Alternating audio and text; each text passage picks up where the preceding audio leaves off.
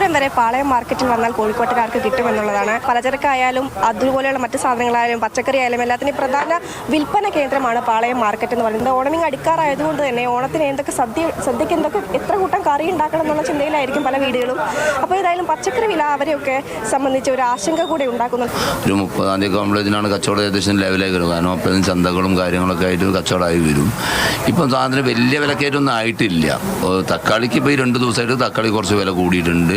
Kilo 50 രൂപ തന്നെയാണെന്ന് പറയാം. പുറമേലേക്ക് 24-25 രൂപ സവാളയ്ക്കുള്ളൂ.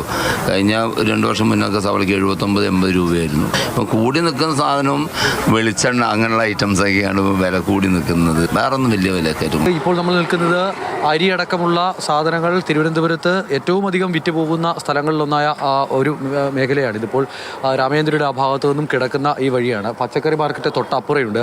നമുക്ക് സവോളയുടെയൊക്കെ വില കാണാൻ കഴിയുന്നുണ്ട്. 4 കിലോ 100 രൂപ എന്ന് എഴുതിയിട്ടുണ്ട്. മാത്രമല്ല ഏറ്റവും കൂടുതൽ പൊള്ളിക്കുന്ന വില ഇപ്പോഴും ഉള്ളത് എണ്ണയ്ക്ക് തന്നെയാണ്. വെളിച്ചെണ്ണ കടയുമൊക്കെ ഉണ്ട്. നമുക്ക് ഈ കടയിലെ ആളുകളോട് സംസാരിക്കാം. കഴിഞ്ഞ വർഷത്തെ നോക്കുമ്പോൾ വളരെ കുറവാണ്. പിന്നെ ഈ വെളിച്ചെണ്ണയുടെ വിലകളൊക്കെ എത്ര ഇത് നിൽക്കുന്നത് കഴിഞ്ഞ വർഷമൊക്കെ നല്ല റേറ്റിന് പോയിക്കൊണ്ടുവന്ന സാധനങ്ങളാണ്.